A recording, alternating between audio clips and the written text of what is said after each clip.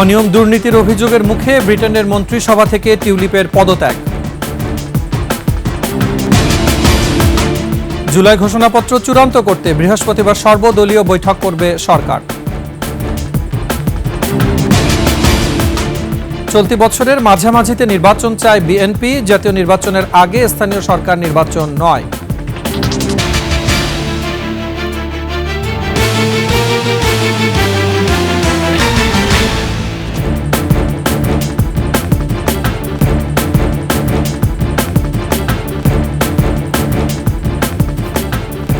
শুনছিলেন সংবাদ শিরোনাম। আমন্ত্রণ 21 সংবাদে, সাথে আছি মুজাহিদুল ইসলাম। দর্শক, 21 টেলিভিশনের সংবাদ একসাথে সরাসরি দেখতে পাবেন আমাদের ফেসবুক পেজ www.facebook.com/2124 অনলাইনে। এছাড়া সাবস্ক্রাইব করতে পারেন www.youtube.com/21etv চ্যানেলে।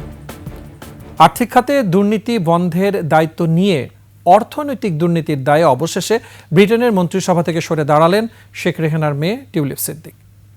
বাংলাদেশে ক্ষমতাচ্যুত প্রধানমন্ত্রী শেখ হাসিনার ভাগ্নি টিউলিপ নিজেই সামাজিক যোগাযোগ মাধ্যমে এক পোস্টে এই তথ্য জানিয়েছেন। জমা দিয়েছেন পদত্যাগপত্র। তার পদত্যাগপত্র গ্রহণ করেছেন দেশটির প্রধানমন্ত্রী কিয়ার স্টারমার। টিউলিপ সিদ্দিক যুক্তরাজ্যের অর্থ মন্ত্রণালয়ের অর্থনীতি বিষয়ক মিনিস্টার ছিলেন। দেশটির আর্থিক খাতে দুর্নীতি বন্ধের দায়িত্ব ছিল তাঁর কাঁধে। মফিউর রহমানের রিপোর্ট। কয়েকদিন আগে লন্ডনে এক টেলিভিশন চ্যানেল তাকে তার পদত্যাগের বিষয়ে জানতে চাইলে এভাবেই গাড়ি করে হাস্যজ্জ্বলভাবে চলে যান টিউলিপ সিদ্দিক। এর কয়েকদিন পরে নিজের পদত্যাগের কথা সামাজিক যোগাযোগ মাধ্যম টুইটারে জানান টিউলিপ সিদ্দিক। সেখানে আপলোড করেন পদত্যাগপত্র। তার এই খবর ছড়িয়ে পড়ে মুহূর্তের মধ্যে। সে দেশের টেলিভিশন চ্যানেলগুলোতে গুরুত্ব পায় এই খবর। এই বিষয়ে প্রতিক্রিয়া জানায় যুক্তরাজ্য BNP. Tulip is the niece of Bangladesh's longest serving Prime Minister Sheikh Hasina. মন্ত্রিত্ব থেকে রিজাইন করে ইজ নট গুড ইনাফ। তার এমপিশিপ থেকেও রিজাইন করার জন্য আমি ব্রিটিশ প্রধানমন্ত্রীর প্রতি আমাদের এই ব্রিটিশ বাংলাদেশিদের পক্ষ থেকে আহ্বান জানাবো।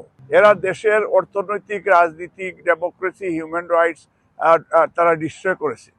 আমরা এই দেশে ওয়েস্টমিনস্টার স্টাইল অফ ডেমোক্রেসি আমরা প্র্যাকটিস করি। আগস্ট গণ অভ্যুত্থানে ক্ষমতাচ্যুত শেখ হাসিনা সরকারের আমলে বাংলাদেশের 9টি অবকাঠামো প্রকল্প থেকে 80,000 কোটি টাকা আত্মসাতের অভিযোগ ওঠে। তাতে শেখ হাসিনা ও তার পরিবারের অন্যান্য সদস্যের সঙ্গে টিউলিপ সিদ্দিকের নাম আসে। ওই অভিযোগ তদন্ত করছে দুর্নীতি দমন কমিশন। বাংলাদেশের সাবেক প্রধানমন্ত্রী শেখ হাসিনা ঘনিষ্ঠ এক ব্যক্তির কাছ থেকে বিনামূল্যে ফ্ল্যাট গ্রহণের অভিযোগে তাকে নিয়ে আলোচনা শুরু হয়। অন্যদিকে রাশিয়ার অর্থায়নে নির্মিত রূপপুর পাওয়ার প্ল্যান্ট প্রকল্প থেকে অর্থ সরানোর অভিযোগে তার বিরুদ্ধে বাংলাদেশে তদন্ত শুরু করেছে দুদক।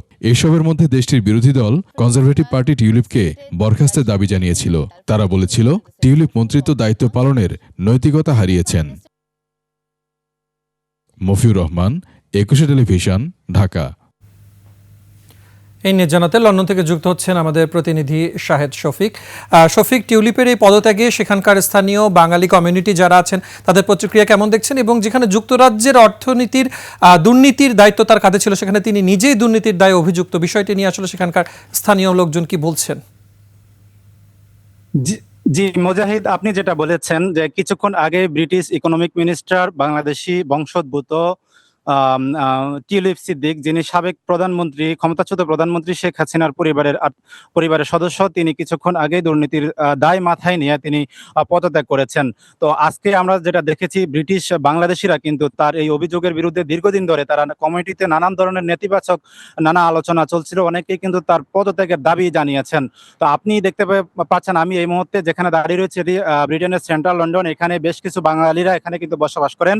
আমার সঙ্গে বেশ কিছু বাংলাদেশি রয়েছেন যারা অ্যাকচুয়ালি ব্রিটিশের নাগরিকও, তারা এখানে ভোটাধিকার প্রয়োগ করেন। আমি এখন তাদের থেকে একটু জানতে চাইবো যে আসলে তাদের প্রতিক্রিয়া কি।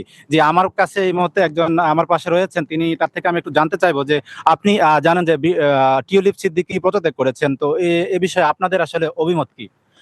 ধন্যবাদ আপনাকে।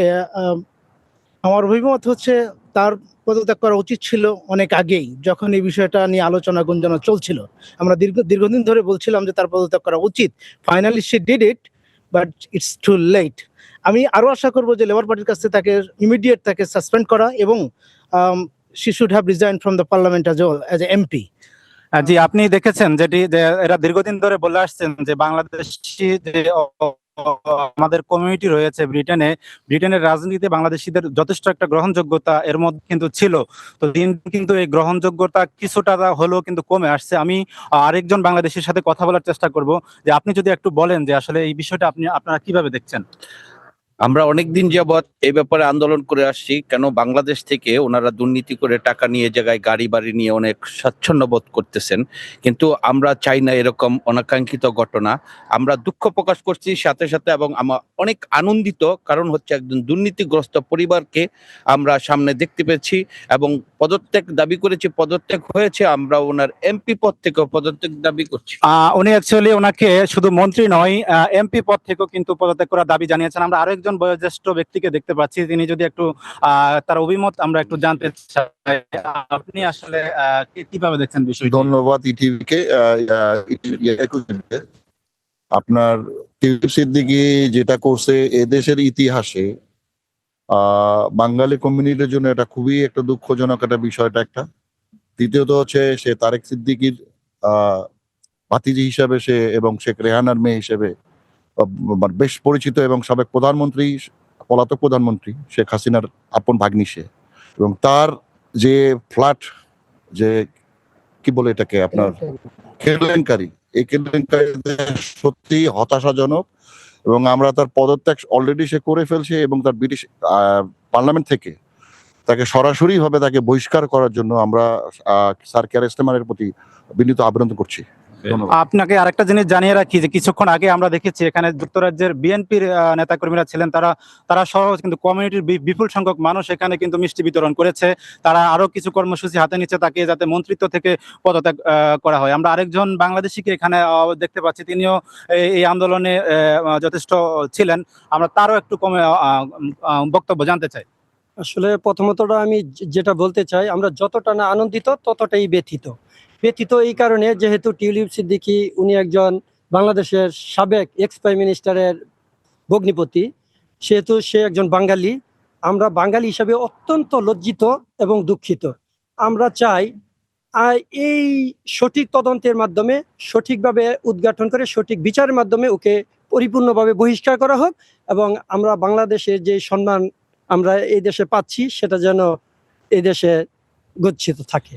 জি মুজাহিদ, আপনি যেটা দেখেছেন, আসলে বাংলাদেশিরা এখানে অনেক বিপুল সংখ্যক, আপনি জানেন বাংলাদেশি ব্রিটেনে অবস্থান করে, ব্রিটেনে বসবাস করে, তারা কিন্তু সবাই কিন্তু এই টিউলিপের যে দুর্নীতির অভিযোগ উঠেছে সেই দুর্নীতির বিষয়ে তারা কিন্তু সবাই এর আগেও সোচ্চার ছিলেন। তারা সবাই যেটা বলছেন যে ব্রিটেনে বাংলাদেশিদের যে একটা অবস্থান আছে, যে একটা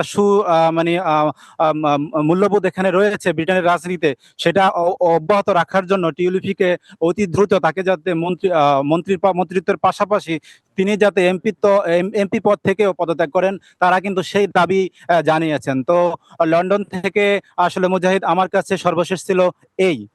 শাহেদ শফিক, আপনাকে ধন্যবাদ। লন্ডন থেকে যুক্ত ছিলেন আমাদের প্রতিনিধি শাহেদ শফিক। তিনি জানাচ্ছিলেন যুক্তরাজ্যের অনিয়ম দুর্নীতির মুখে ব্রিটেনের মন্ত্রিসভা থেকে পদত্যাগ করেছেন টিউলিপ সিদ্দিক, সেটির সর্বশেষ অবস্থান জানাচ্ছিলেন। জুলাই গণ অভ্যুত্থানের ঘোষণাপত্র চূড়ান্ত করতে রাজনৈতিক দল ও অন্যান্য অংশীজনের সঙ্গে বৃহস্পতিবার সর্বদলীয় বৈঠক করা হবে। ফরেন সার্ভিস একাডেমিতে ব্রিফিংয়ে একথা জানিয়ে অন্তর্বর্তী সরকারের উপদেষ্টা মাহফুজ আলম বলেছেন, সেদিনই স্পষ্ট হবে কবে ঘোষণাপত্রটি দেওয়া হবে। মেহেদী হাসানের রিপোর্ট।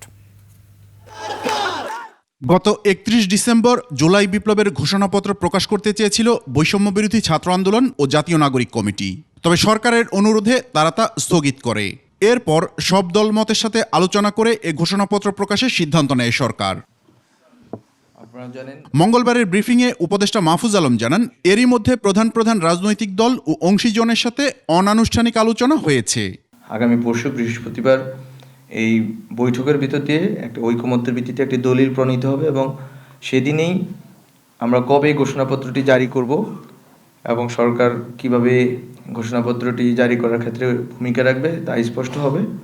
জুলাই গণঅভ্যুত্থানের পক্ষের শক্তিরাই সর্বদলীয় বৈঠকে থাকবে বলেও জানান এই উপদেষ্টা। জাতীয় পার্টির ভূমিকা সম্বন্ধে অলরেডি আমরা স্পষ্ট, যেহেতু আমরা তাদেরকে কোনো মিটিংয়ে ইতিমধ্যে ডাকিনি, এই বিষয়ে তাদের পরামর্শ বা তাদের সাথে কথা বলা আমাদের আমরা যৌক্তিক মনে করছি না।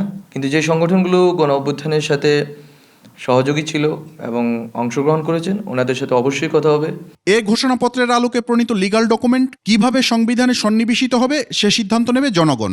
সরকার ভিতরে আলোচনা পর্যালোচনা চলছে যে এই ডকুমেন্টকে প্রক্লেমেশনকে ধরে আমরা একটা লিগ্যাল ডকুমেন্ট প্রস্তুত করব আমাদের গভর্নমেন্টের ন্যায্যতা এবং সবকিছু মিলে। আর সংবিধানে অন্তর্ভুক্তির বিষয়টা অবশ্যই গণপরিষদ এবং পরবর্তী সংবিধান সংশোধনী থেকে শুরু করে সবকিছুর উপর নির্ভর করবে এবং যারা এই দায়িত্ব পাবেন, আমরা যদি এই দায়িত্ব পাই, জনগণ যদি আমাদের এই দায়িত্ব দেয় তাহলে আমরা এটা করব। আর যদি পরবর্তী যারা দায়িত্ব আসবেন তাদের কাছে তো এটা বাইন্ডিং থাকবে বলে আমরা মনে করি। বিএনপি এ ব্যাপারে তাদের মতামত জানাতে বেশি সময় নেবে না বলেও আশা মাহফুজ আলমের। তো সময়টা যাতে এমন না হয় যার কারণে হচ্ছে যে অন্যদের ভিতরে এক ধরনের উত্তেজনা অথবা এক ধরনের সংশয় তৈরি হয়। মেহেদী হাসান, 21 টেলিভিশন, ঢাকা। চলতি বছরের মাঝামাঝিতে নির্বাচন চায় বিএনপি। দুপুরে গুলশানে চেয়ারপারসনের রাজনৈতিক কার্যালয়ে এক প্রেস ব্রিফিংয়ে একথা জানান দলটির মহাসচিব মির্জা ফখরুল ইসলাম আলমগীর। নির্বাচন কমিশন গঠন হয়ে গেছে, এই সময়ের মধ্যে নির্বাচন করতে কোনো সমস্যা হবে না বলেও তার অভিমত। সোহেল সামির রিপোর্ট। সোমবার রাতে ছিল বিএনপির স্থায়ী কমিটির মিটিং। সভাপতিত্ব করেন দলের ভারপ্রাপ্ত চেয়ারম্যান তারেক রহমান। মিটিংয়ের সিদ্ধান্তগুলো জানানোর জন্য দুপুরে সংবাদ সম্মেলনের আয়োজন করে দলটি। সরকারকে আহ্বান জানাচ্ছি, নির্বাচন কমিশনকে আহ্বান জানাচ্ছি এবং রাজনৈতিক দলগুলোর প্রতি আহ্বান জানাচ্ছি যে দেশের বৃহত্তর স্বার্থে এই বছরের মাঝামাঝি সময় নির্বাচন অনুষ্ঠানের জন্য আমরা ব্যবস্থা নিতে পারি।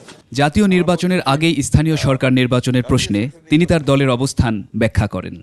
এরকম একটা ক্রিটিক্যাল মোমেন্টে জাতীয় সংসদ নির্বাচন ছাড়া অন্য নির্বাচন করার চিন্তাটা আসে কোত্থেকে? জাতীয় সংসদ নির্বাচনের পূর্বে স্থানীয় সরকার নির্বাচনের কোনো প্রশ্নই ওঠে না। বিএনপি সংস্কারের মধ্য দিয়ে জন্ম নেয়া একটি দল। এদেশের ইতিহাসের সবচেয়ে বড় সংস্কার একদলীয় বাকশালের পরিবর্তে বহুদলীয় গণতন্ত্র প্রতিষ্ঠা করে এই দলটি, বলেন বিএনপি মহাসচিব। সংস্কার একটি চলমান প্রক্রিয়া। 2016-তে আমরা আপনার ভিশন দিয়েছি, আমরা 22 সালে আপনার 31 দফা দিয়েছি। প্রতিটি আপনার দফার মধ্যে তো সংস্কার। প্রশ্ন ছিল, ফ্যাসিবাদীদের বিচার ছাড়াই কি নির্বাচনে যাবে সরকার? বিএনপি আমাদের উপরে যে ফ্যাসিস্ট অত্যাচার নির্যাতন কার উপর হয়েছে, তা আমরা ফ্যাসিস্টদের বিচার করবো না তো কে বিচার করবে যদি আমরা ক্ষমতায় আসি? লন্ডনে চিকিৎসাধীন বেগম খালেদা জিয়ার স্বাস্থ্য আগের চেয়ে ভালো আছে, স্বজনদের সাথে তিনি বেটার ফিল করছেন বলেও জানান ফখরুল। আমরা খবর নিচ্ছি উনি মানসিক দিক দিয়ে, শারীরিক দিক দিয়ে আলহামদুলিল্লাহ আগের চেয়ে অনেক বেটার। সোহেল সামি, 21 টেলিভিশন, ঢাকা। সংবাদের সময় হচ্ছে একটা বিরতি। ফিরে আসার পরে অন্যান্য খবরের সাথে আরো যা থাকছে। বিপিএলে সিলেট পর্বেও রান বন্যা, শীর্ষে রংপুর, ব্যাটে বলে জয় জয়কার বাংলাদেশিদের।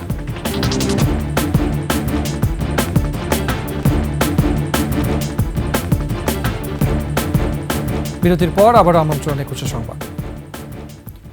এবারে আভিভা ফাইন্যান্স লিমিটেড বাণিজ্য সংবাদ।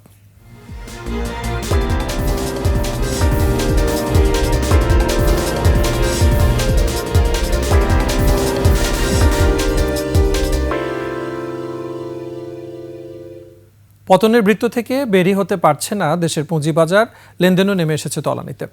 মঙ্গলবার দেশের প্রধান পুঁজিবাজার ঢাকা স্টক এক্সচেঞ্জের প্রধান সূচক কমেছে 1 পয়েন্ট, নেমে এসেছে 5150 পয়েন্টে। যদিও দিনের বেশিরভাগ সময় সূচক ছিল ঊর্ধ্বমুখী প্রবণতায়। সূচকের পাশাপাশি কমেছে লেনদেনের পরিমাণও। ডিএসসিতে লেনদেন হওয়া প্রতিষ্ঠানের মধ্যে বেড়েছে 181টির দর, কমেছে 131টির, আর অপরিবর্তিত ছিল 84টির দর। লেনদেন হয়েছে 351 কোটি 11 লাখ টাকার শেয়ার ও মিউচুয়াল ফান্ড। এদিন সবচেয়ে বেশি লেনদেন হয়েছে খান ব্রাদার্স পিপি ওভেন ব্যাগের শেয়ার, আর বেশি দর বেড়েছে এমারাল্ড অয়েল ইন্ডাস্ট্রিজের শেয়ারের দর। অন্যদিকে ডিএসসিতে বেশি দর হারিয়েছে রেনউইক, জগেশ্বর অ্যান্ড কোম্পানি। শেষ করছি 21 সংবাদ। যাবার আগে শিরোনামগুলো জানাবো আরও একবার। অনিয়ম দুর্নীতির অভিযোগের মুখে ব্রিটেনের মন্ত্রিসভা থেকে টিউলিপের পদত্যাগ। জুলাই ঘোষণাপত্র চূড়ান্ত করতে বৃহস্পতিবার সর্বদলীয় বৈঠক করবে সরকার। চলতি বছরের মাঝামাঝিতে নির্বাচন চায় বিএনপি।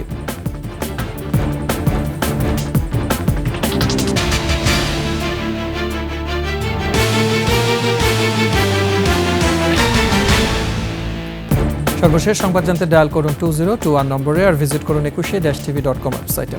ফেসবুকে ভিজিট করতে পারেন www.facebook.com/2124 অনলাইন। এছাড়া সাবস্ক্রাইব করতে পারেন www.youtube.com/21 চ্যানেলে। এতক্ষণ সাথে থাকার জন্য ধন্যবাদ। পরবর্তী সংবাদ দেখার আমন্ত্রণ রইল। 21-এর সাথে থাকুন।